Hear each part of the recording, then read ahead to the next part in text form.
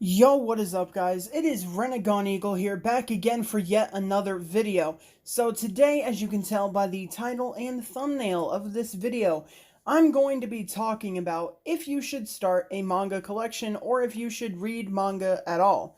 So let's just cue that intro and get right into the video.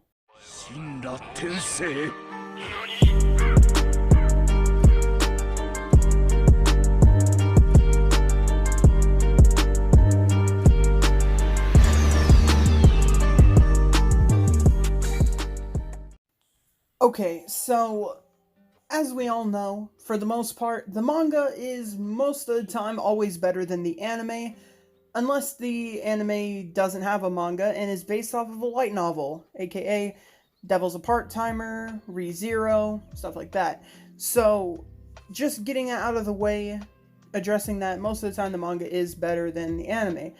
The problem with manga, though, is that it can get crazy expensive.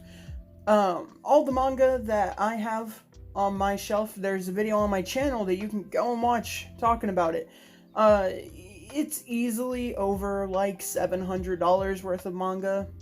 Like, I didn't buy it all at one time, obviously, but it does rack up there once you start buying a lot.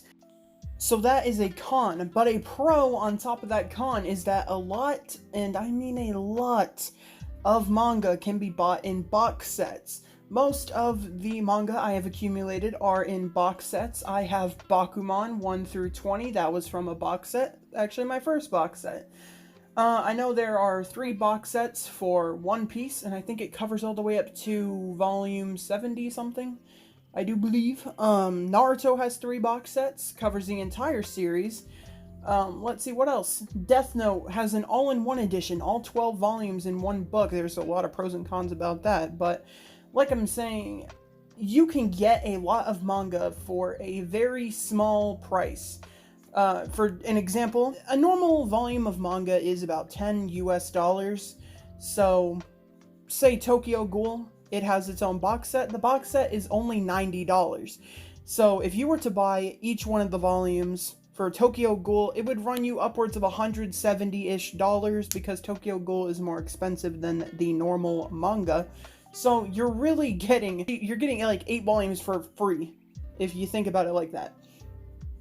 Pretty much most of the time, unless it's an out-of-print box set, you are going to be getting a severe discount than you would if you bought it volume by volume, which leads me to my next point. Volumes normally come out a few months in between each other. I'm pretty sure the next volume of My Hero Academia comes out in September, and I'm pretty sure the latest volume just came out a couple weeks ago.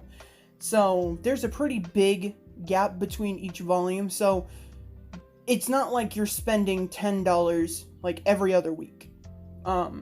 So you have a lot of time to like save up money and stuff. Like if you have a normal job where you work 40 hours a week, whatever, then yeah, you're gonna have like a whole 2 or 3 paychecks in between each volume, and each volume is $10. So it's not like it's going to break your bank over time, but at first it definitely can be an obstacle to overcome when starting a manga collection. My third point, and this is actually going to sound kind of weird, is shelf space. So if you're going to start a manga collection, or if you're thinking about it, whatever, you are definitely going to want to invest in a bookcase or 2. There are a lot of websites and in-person places, well, maybe not so much right now, but there are a lot of places you can go to get your bookshelves and stuff for cheap. The 2 that I have been in my bedrooms since I was a little kid, so I have no idea where I got those from, but they are 5 shelves each. I can hold roughly 40-ish volumes on each shelf, but as you collect more and more, you do have a lot of shelf space taken up. One thing I would recommend as a kind of a safety tip for your manga: don't put things on the bottom shelf just in case anything happens, like any water damage that might happen to your house or flooding of any kind. Any sources of like heat or anything that might be near your shelves, that can mess up manga, which is leading me to my next point. Manga is a very delicate thing. I know that if you've read manga before, you can tell manga pages are not your average piece of paper. I have no clue what they're printed on, but if you put manga in direct sunlight or around heat, each manga volume has a plastic-ish coating on the cover and spine and back cover, whatever.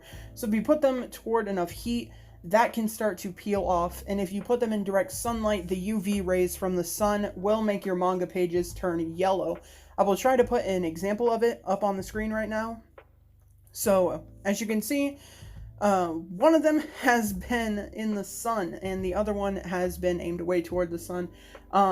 Yeah, it's just best to, like, I'm not saying you have to put your manga in a dark room, but it's definitely good if you, like, don't have it, like, in direct sunlight.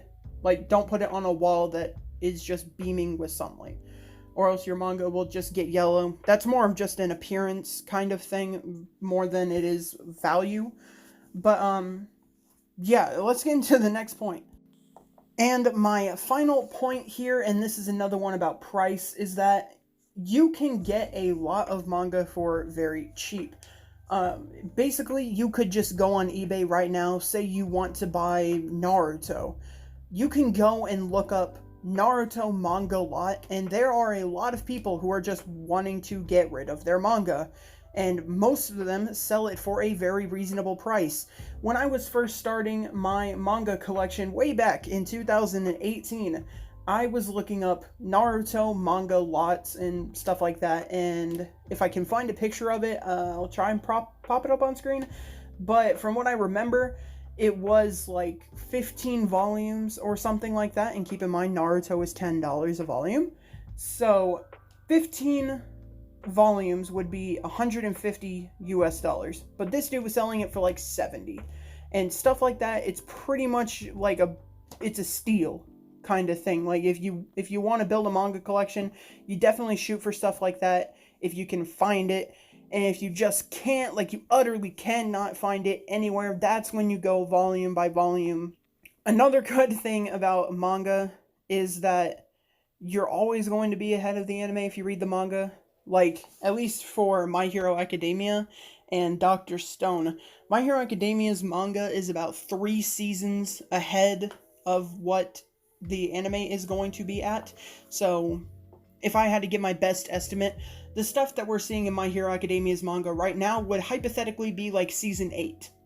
Something like that. 7, 8, who knows. And Dr. Stone is probably around like season 3 or 4 right now. Okay, so the final point that I am going to make here is that not every manga has an anime. There are a plethora of manga that either don't have an anime or have a really shitty version of an anime. Or for some people, they only like watching anime in dubs. You know, all props to you. You want to watch it in your own language. So there are a lot of anime that are not ever having an official English translation release, or just don't have an anime at all. Specifically, I am talking about Junji Ito. He is an amazing mangaka. He mostly writes horror stuff and kind of like offbeat weird stuff. And his manga was a part of a little thing called the Junji Ito collection. I myself did not like it. It was an anime adaptation of some of his books, but I myself did not like it. I would highly recommend that you do your research. Like, if it's something that you just want to read, because why not, then sure, start your own manga collection. And if it's something that you're seriously diehard for, like something that's finished or ongoing, who knows, buy the manga. I mean, there's not a lot of cons to actually buying manga. A lot of the manga collection experience just stems from you being able to make smart financial decisions, such as boxes, like box sets, you know, lots, stuff like that. Most of the time, unless it's a newer series, you're definitely going to be able to find a lot or a box set somewhere. Dragon Ball, they just started reprinting all of the manga, so this is a golden opportunity to go and get the Dragon Ball manga. Because when I started my collection, Dragon Ball Z's box set was $240-ish, and Dragon Ball, the original, was $170. But now you can get Dragon Balls for about $60, and Dragon Ball Z's for about $120, and that includes 27 volumes for Dragon Ball Z and 20 volumes for Dragon Ball. So, as long as you make smart financial decisions, you're going to be just fine collecting manga. Do your research about the manga first. One thing I would do that seriously helped me when I started collecting is I would buy the first 3 volumes of a manga, and then if I liked those 3 volumes, then I would just purchase 5 more at a time, something like that. Like, for me at least, I always recommend to everyone that you watch at least like 3 episodes of an anime. That normally covers like 1 volume, something like that. So I say like 3 to 5 episodes of an anime and then 3 volumes of a manga. That is pretty much my foolproof decision on how to make sure you like an anime. Eyeshield 21, I liked volumes 1 through 3. I still need to pick up more volumes. Slam Dunk, I did not like Slam Dunk. I read through the first 3 volumes, didn't like it. So, I'm not going to pick any more up. So yeah, I just make sure that you're doing enough research to know that you actually like the series, and just make sure that you, most of all, have fun with it.